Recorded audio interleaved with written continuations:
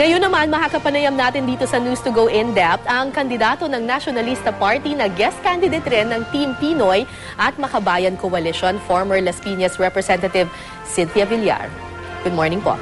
Good morning, Cara. Alright. Maitanong ko po, ma'am, kasi binabansagan daw po kayo na isa sa mga tinatawag na epal na politiko dahil isa daw kayo sa mga unang naglabas ng mga ads sa television nung hindi pa nagsastart yung kampanya.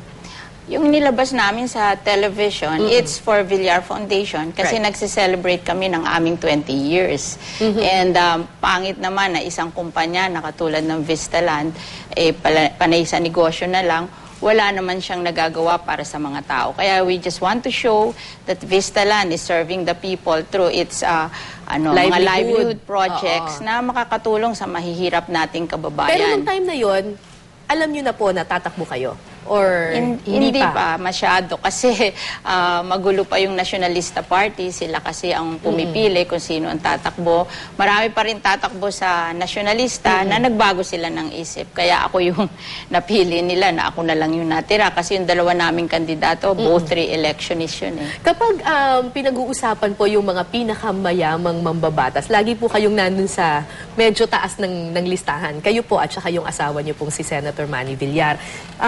Yung base po sa research namin, nung tumakbo siya pagka-senador, gumastos siya ng mga 88 million sa kanyang campaign at nung tumakbo siyang pagka-presidente, 431 million. How much are you willing to spend in this election? Wala naman. May election limit, may spending limit naman tayo. We just followed that. And syempre, mas marami nagpapatulong sa amin kasi alam nila mas may pera kami. Syempre, pag mahirap yung kandidato, hindi naman nila sila humihingi ng tulong doon. Whereas kami, alam nila na may ibibigay yung Vistaland. So, mas maraming humihingi sa amin. And I think hindi naman masama yun na kung may isi-share ka, i-share mo. Yes, so yung gagastusin ninyo hindi lang din para sa sarili nyo but also for other... It's a practice. Even if we're not running or we're running, we're asked to contribute sa lahat ng bagay, sa mga NGOs, sa churches, sa lahat.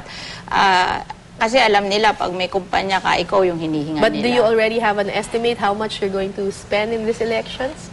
I will stick to the limits specified by COMELEC. Alright. Alam naman po natin na, on another issue, alam natin na nakabangga ninyo noon ni Senator Manny Villar, si Senator Jamby Madrigal.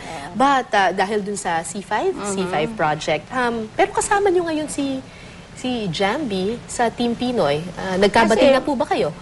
Kasi nga yung mga sa LP Coalition, explain nila, alam mo, nung kunin yung lupa namin sa C5, ang unang ginawa ni Manny Villar, pumunta siya sa DOJ to ask if a senator pwedeng magbigay ng lupa sa gobyerno at babayaran nila. Kasi natatakot siya, baka conflict of interest yun. Ang opinion ng DOJ, you have to give because they need it and you will be paid but not the market value, but the zonal value. Okay. Ang market na value ng lupa namin, 160 million, babayaran daw ng 92. So okay lang naman kay Senator Villar para matuloy na lang yung project. Tapos inimbestigahan siya sa Senado.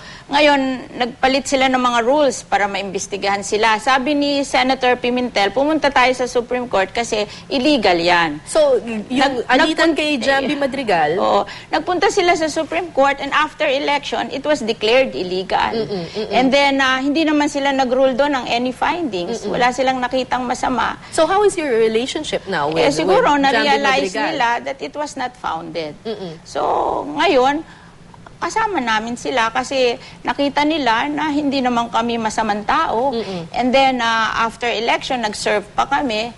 Yun ang sinasabi nila that we have proven that we can be part of the coalition. Okay. Ma'am, kanina, lumabas sa balita na napipisil na tatakbo sa 2016 presidential election si Mar Rojas.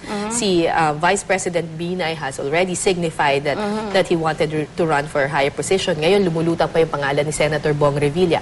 How about your husband? Tatakbo ba ulit na pagka-presidente? And would you allow him? Mag-e-end ang term niya sa 2013, June of 2013, babalik siya sa private life.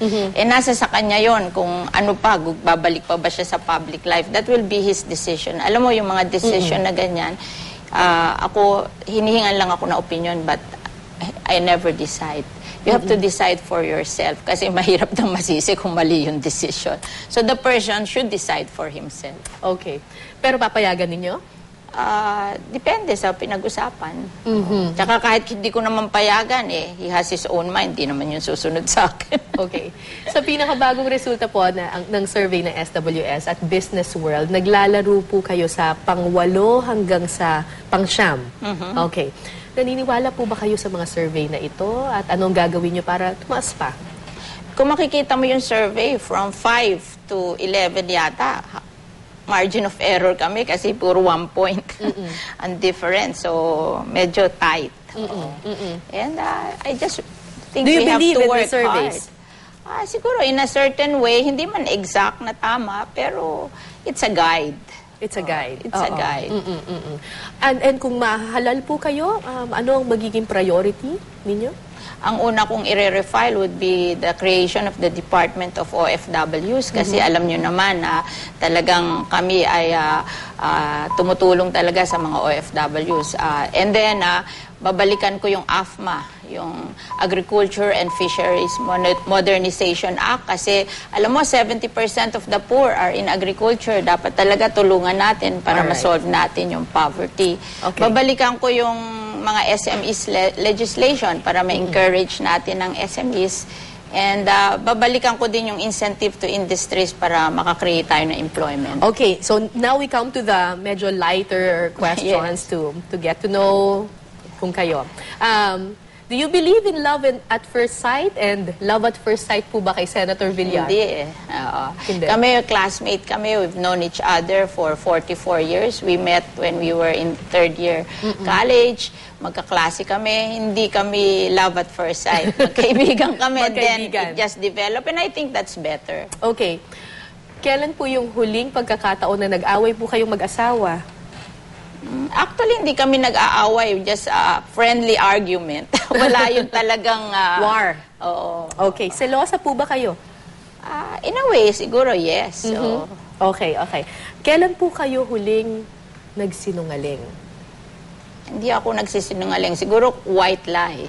Para White lang lie. huwag masaktan na isang tao. Kung you feel differently, mag-white lie ka na lang. Kailan po kayo huling umiyak? Sa movies. Mahilig ako umiyak sa movies. And which movie was this? Itong yung Les Miserables. Maraming salamat po. Former Las Piñas Representative, Cynthia Villar. Thank you, ma'am.